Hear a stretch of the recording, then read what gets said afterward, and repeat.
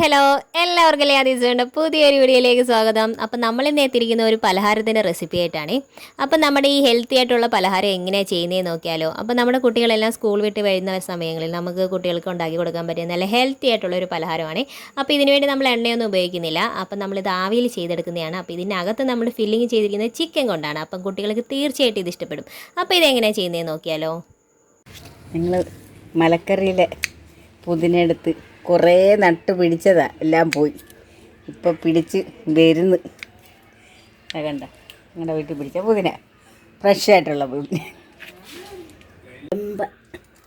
വെടയില നമ്മൾ സാധാരണ ബിരിയാണികൾക്കൊക്കെ നമ്മൾ ഉപയോഗിക്കാറുണ്ട്. അപ്പം നമ്മൾ ഇന്ന് ചെയ്യാൻ പോകുന്ന സ്നാക്സ് റെസിപ്പിയിലും നമ്മൾ ഈ രമ്പയുടെ ഇല ഉപയോഗിക്കുന്നുണ്ട്.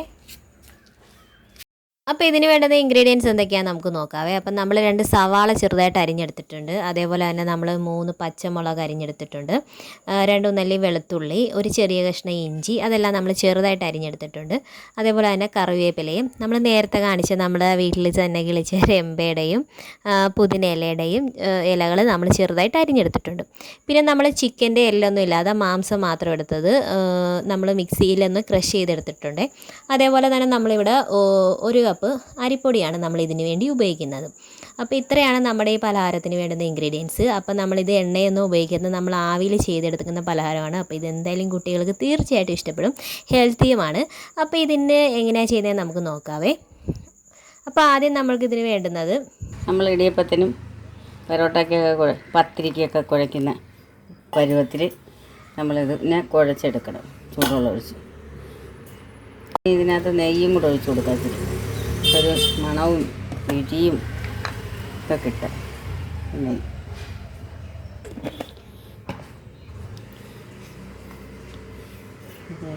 ചൂടുവെള്ളം അതിൻ്റെ പരുവത്തിന് നമ്മൾ എടുക്കണം. ഇത്രയൊന്നും പറയാൻ പറ്റത്തില്ല.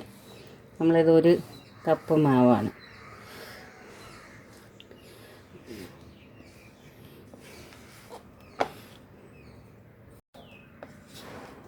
മാവ് കുഴച്ചെടുത്ത് ഇനി ഇത് ഇച്ചിരി തണുക്കണം. തണുത്ത് കഴിയുമ്പം നമുക്കിത് തണുക്കാനുണ്ട്. കണ്ടോ, ഈ പരുവ് വേണം. കണ്ടോ, ഈ പരുവത്തിന് എടുക്കണം നമ്മൾ. വേണമെങ്കിൽ ഇച്ചിരി കൂടെ നെയ്യ് ഒഴിക്കാം. നെയ്യ് ഒഴിച്ചാൽ നല്ല മണവും ഒരു രുചിയും ഒക്കെ കിട്ടാൻ വേണ്ടിയാണ് നെയ്യ് ഒഴിക്കുന്നത്. നെയ്യ് വേണ്ടാത്തവർക്ക് നെയ്യ് വേണ്ട.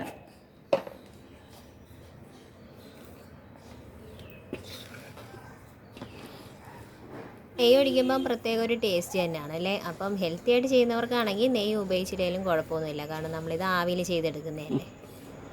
തണുത്തിട്ട് ഉരുട്ട. നമ്മുടെ മാവെല്ലാം നല്ല രീതിയിൽ തണുത്ത് വന്നപ്പോൾ നമ്മൾ നല്ല രീതിയിൽ കുഴച്ചിവിടെ എടുത്തിട്ടുണ്ട്.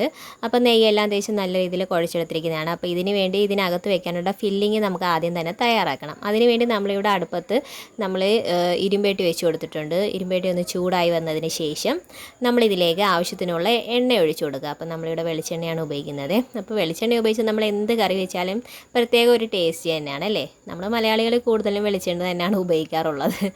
അപ്പം നമ്മൾ വെളിച്ചെണ്ണ ഒന്ന് ചൂടായി വന്നപ്പോഴത്തേക്കും നമ്മൾ അതിലേക്ക് നമ്മൾ അരിഞ്ഞു വെച്ചിരുന്ന സവാള അത് നമുക്കിതിലേക്ക് ഇട്ട് കൊടുക്കാം.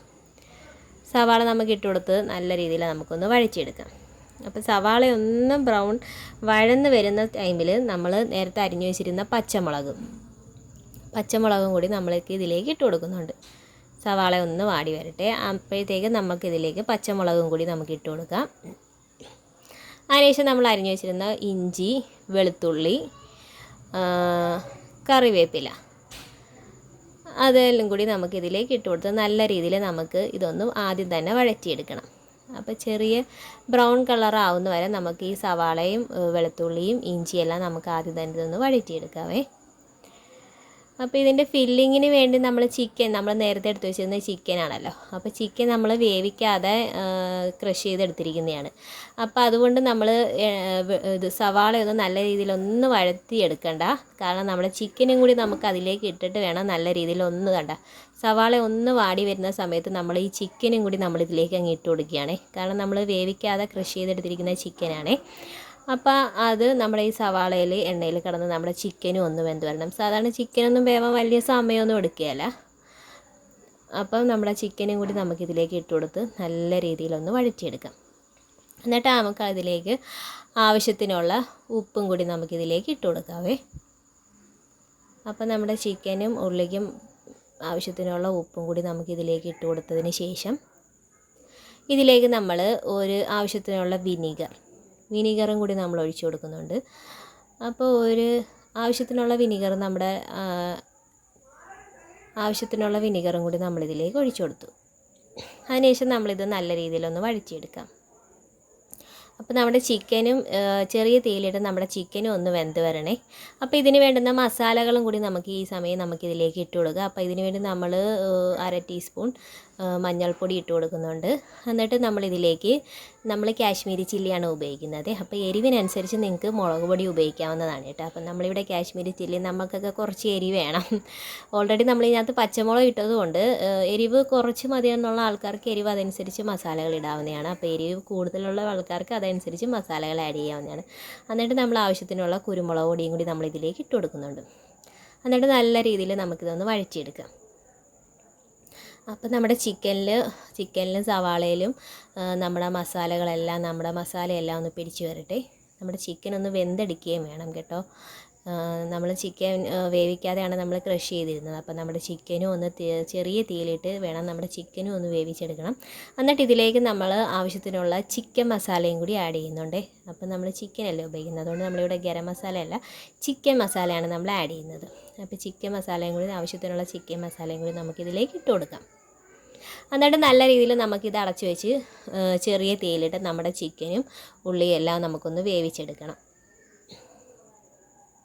ഇതിലേക്ക് നമ്മൾ വേറെ വെള്ളമൊന്നും ഒഴിച്ചു കൊടുക്കുന്നില്ല. കാരണം നമ്മുടെ ചിക്കനകത്തുള്ള വെള്ളത്തിൽ തന്നെ നമ്മളിതൊന്ന് വേവിച്ചെടുക്കുകയാണ്. അപ്പം നമ്മുടെ ഫില്ലിങ് ചെയ്യാനുള്ളതല്ലേ, അപ്പോൾ അത് കാരണം നമ്മളിതിലേക്ക് വേറെ വെള്ളമൊന്നും ആഡ് ചെയ്യുന്നില്ല. അപ്പം നമ്മൾ ചെറിയ തീയിലിട്ട് നമ്മുടെ ഈ ചിക്കൻ ഒന്ന് വേവിച്ചെടുക്കണം. അപ്പം നമ്മൾ ചെറുതായിട്ട് ഇളക്കിക്കൊണ്ടിരിക്കുക. എന്നിട്ട് നമ്മൾ ചെറിയ തീയിലിട്ട് അടച്ചു വെച്ച് നമുക്കൊന്ന് ആ ആവിയിലൊന്ന് നമുക്ക് ചിക്കൻ ഒന്ന് വേവിച്ചെടുക്കാം. എന്നിട്ട് നമ്മളിതിലേക്ക് നമ്മൾ നേരത്തെ എടുത്ത് വെച്ചിരുന്ന പുതിന ഇലയുടെയും രമ്പ ഇലയും കൂടി നമ്മളിതിലേക്ക് ഇട്ട് കൊടുക്കുന്നുണ്ട്. അപ്പം രമ്പ ഇലയൊക്കെ ഇടുമ്പോൾ ഒരു പ്രത്യേക ടേസ്റ്റ് തന്നെയാണ്. നമ്മൾ സാധാരണ ബിരിയാണിക്കാണ് അത് കൂടുതൽ ഉപയോഗിക്കുന്നത്. അപ്പം അതൊക്കെ ഇടുമ്പോൾ ഒരു പ്രത്യേക ടേസ്റ്റാണ്. അപ്പം നമ്മൾക്ക് ഇവിടെ മല്ലിച്ചെമ്പ് കിട്ടിയിട്ടില്ലായിരുന്നു. അപ്പോൾ മല്ലിയില ഉണ്ടെങ്കിൽ നിങ്ങൾക്ക് ഉപയോഗിക്കാവുന്നതാണ് കേട്ടോ. അപ്പോൾ ഒരു പ്രത്യേക ഒരു ഫ്ലേവറൊക്കെ അല്ലേ അതൊക്കെ ഉപയോഗിക്കുന്ന ടൈമിൽ. അതിന് ശേഷം നമ്മളിതിലേക്ക് നമ്മുടെ ഫില്ലിംഗ് എല്ലാം റെഡി ആയിട്ടുണ്ട്. അപ്പോൾ നമ്മൾ നേരത്തെ എടുത്ത് വെച്ചിരുന്ന അരിപ്പൊടിയിൽ മിക്സ് ഉണ്ടല്ലോ, നമ്മൾ കുഴച്ച് വെച്ചിരുന്ന മാവിലേക്ക് നമ്മുടെ ഈ ഫില്ലിങ് അങ്ങോട്ട് നിറച്ച് കൊടുക്കാം. അപ്പം അതിനകത്ത് വെച്ചിട്ട് നമ്മൾ ഉന്നക്ക ചെയ്യുന്ന രീതിയിലാണ് നമ്മൾ ചെയ്തെടുക്കുന്നത്. അപ്പോൾ നിങ്ങൾക്ക് ഏത് ഷേപ്പിൽ വേണമെങ്കിലും ഇതിനകത്ത് ഫില്ലിങ് വെച്ചിട്ട് നിങ്ങൾക്ക് ചെയ്തെടുക്കാവുന്നതാണ് കേട്ടോ. അപ്പോൾ നിങ്ങൾക്ക് ഏത് രീതിയിലാണ്, അപ്പം നമ്മൾ ഈ രീതിയിലാണ് ചെയ്തെടുത്തിരിക്കുന്നത്. അപ്പോൾ കണ്ടില്ലേ, നമ്മൾ ഈ രീതിയിലെല്ലാം ഷേപ്പ് ചെയ്തെടുത്ത് വെച്ചിട്ടുണ്ട്. അപ്പോൾ ഇത് നമ്മൾ ഇനി എണ്ണയിലല്ല, നമ്മൾ ആവിയിൽ വേവിച്ചാണ് എടുക്കുന്നത് കേട്ടോ.